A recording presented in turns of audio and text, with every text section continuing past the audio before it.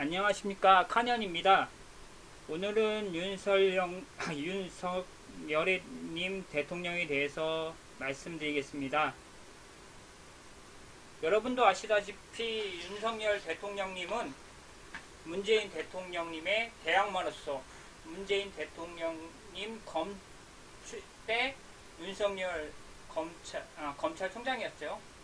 검찰총장 출신입니다. 그 검찰과 전혀 상관없는 인물은 아닌 걸로 추정돼요. 왜냐하면 박근혜 정부 때 두각을 나타냈어요. 이제 이 두각을 나타냈다는 것은 무엇이냐 하면 어느 정도 이제 검찰 내에서 인정을 받고 있었다고 보여지거든요. 그렇기 때문에 두각을 나타냈고 이제 이것에 대해 이제 문재인 대통령이 검찰총장으로 임명하면서 이제 우리 국민들에게 알려졌죠. 여러분도 아시다시피 검찰의 문제는 바로 권력에 아부하는 겁니다. 이걸 잘 보여주는 영화가 더킹이라는 영화입니다. 정우성과 조인성이 주연을 했고요. 이게 영화이다 보니까 이 검찰의 나쁜 점을 더 많이 부각시킬 수 있습니다. 그건 여러분이 참고하시면 될 것 같고요.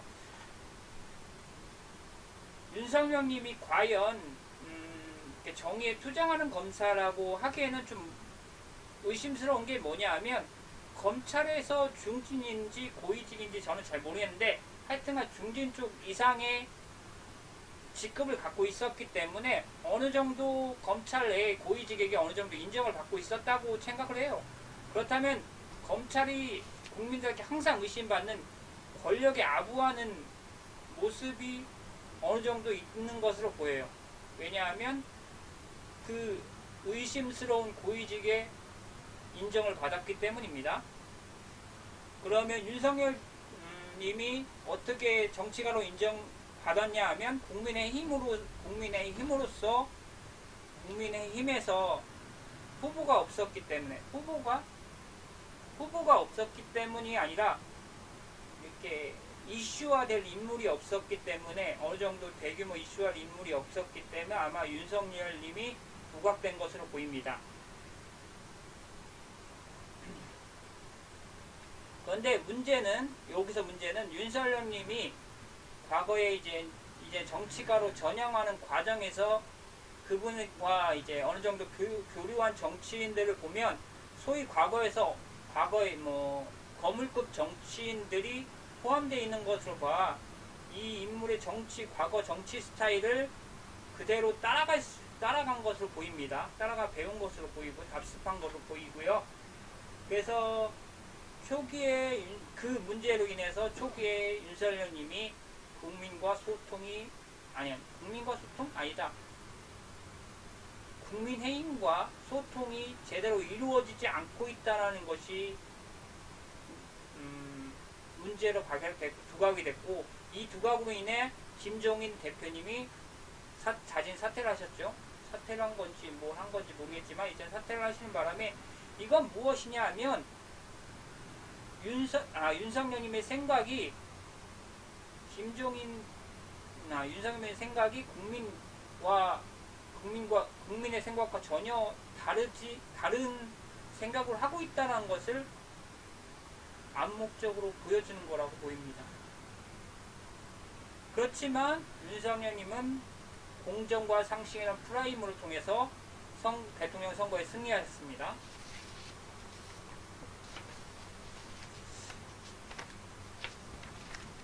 그런데 여기서 가장 큰 문제는 이제 선거를 승리하셨는데 이제 대통령으로서 하는 모습을 보면 과거의 검찰이 했던 모습과 그다지 다른 것이 없습니다.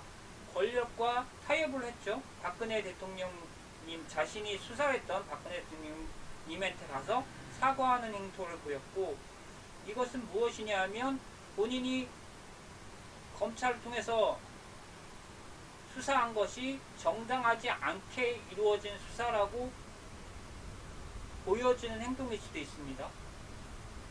아니고 그냥 마음이 좀 아파서 그냥 사과하러 갔어요.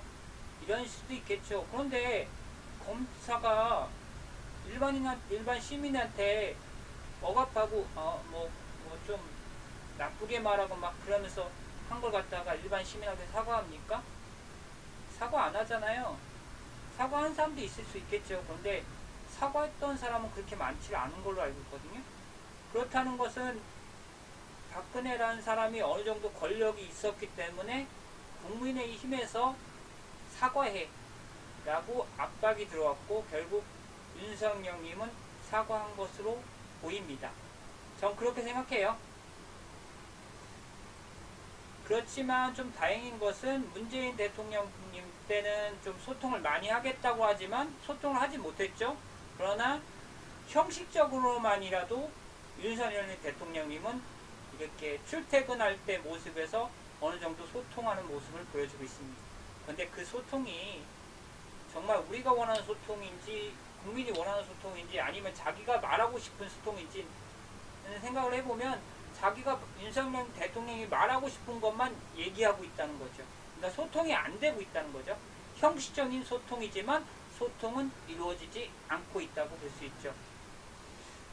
뭐 이번 보면은 인선 과정을 보면 참 갖가지 편법들이 많이 보여져요. 뭐 논문 사건, 논문 복사니 뭐 논문 카피니 뭐 여러 가지 사건이 일어났는데 문재인 대통령님 때부터 이렇게 두각되었던 강행하는 모습이 진짜 더 많이 보여지고 있거든요.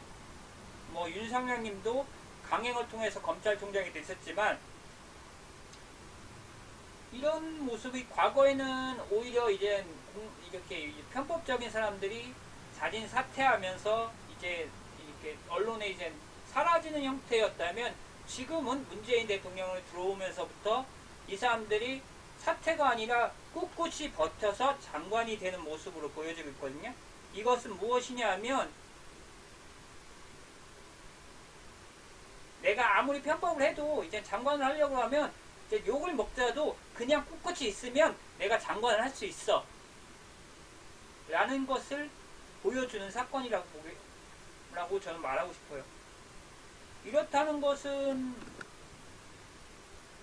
국가가 이상하게 돌아가고 있다는 얘기죠. 뭐 다르게 말할 것도 없지. 제발 좀 정신을 차렸으면 좋겠네요. 그리고 이제 박근혜 대통령님 때 나왔던 이제 비선 실세 문제가 이제 윤석열님 통해서 다시 나타나고 있어요. 뭐 문재인님 대통령 때도 나타나고 있었는데 이거는 잘 감춘 것 같아요. 저는 그렇게 생각해요. 과거에도 있었고 지금도 있지만 다행히 언론이 점점 활발해지면서부터 이것이 잘 이제 표시가 난 것으로 보여요. 그렇다는 것은 이제 언론이 이제 제대로 일을 하고 있다는 생각은 저는 들어요. 그런데 문제는 무엇이냐 하면 본인이 공정과 상식 원칙을 얘기했는데 공정과 상식이 전혀 부합되지 않은 행동을 하고 있다는 거죠. 지금 현재 윤석열님은 문제 없게 잘 조율하고 있을 겁니다. 왜냐하면 대통령 초반기이기 때문에 문제를 일으키면 안 되니까 아마 긴장할 겁니다. 문제 안 일으키기 위해서. 이번에 나타난 것도 그냥 따라온 거이고 어느 정도 도와준 거이지 이제 비밀 보안을 요하는 거에선 접근하지 않았을 겁니다. 했을 수도 있겠지만 현재는 안 했을 것으로 보여요. 왜냐하면 언론이 그렇게까지 대서특필하지 않았거든요. 대서특필이라는 게 뭔가 좀 보안상 위배되는 상황을 했다 뭐 그런 식의 대서특필을 말씀드리는 겁니다. 저는 제가 접한 정보가 뭐 유튜브나 언론이지만 그렇게 정보가 뭐 찌라시 뭐 그런 정보는 들어오지 않았어요. 그래서 저는 정보가 되게 많은 오류가 있습니다. 그렇지만 거기서 저희 상상과 추정을 한 겁니다. 이게 틀릴 수 있습니다. 그렇지만 문제는 사람은 긴장을 할 때는 문제는 안 일어나요. 근데 긴장을 언제까지 할까요? 언제까지 긴장을 할까요? 사람이 긴장은 풀어지게 돼 있어요. 원칙이 지켜져 있는 상태에서 긴장이 풀리면 그나마 사건이 크게 일어나지 않지만 오히려 안 일어날 수도 있지만 원칙을 어긴 상태에서 계속 긴장하다가 어느 순간 풀어지면 대규모 사건이 일어납니다. 바로 이제 박근혜 대통령님 때처럼 뭐 지금 최승원 씨로 개명을 했지만 최서원님이 국정을 농란하는 사건이 발생하게 되는 거죠. 뭐 윤석열님이 그것까지는 하지 않을 거로 보여요. 왜냐하면 강진이 있는 분이니까. 그건 아니겠지만 어느 정도 보안이 위배되는 사건은 분명히 발생할 수 있을 것으로 보입니다. 이거는 앞으로 일어날 일이기 때문에 추정이지, 추측이고 추정일 뿐 근거는 아무것도 없어요. 다만 역사적인 거나 역사적으로 봤을 때 그럴 가능성이 높다는 겁니다. 오늘은 그냥 윤석열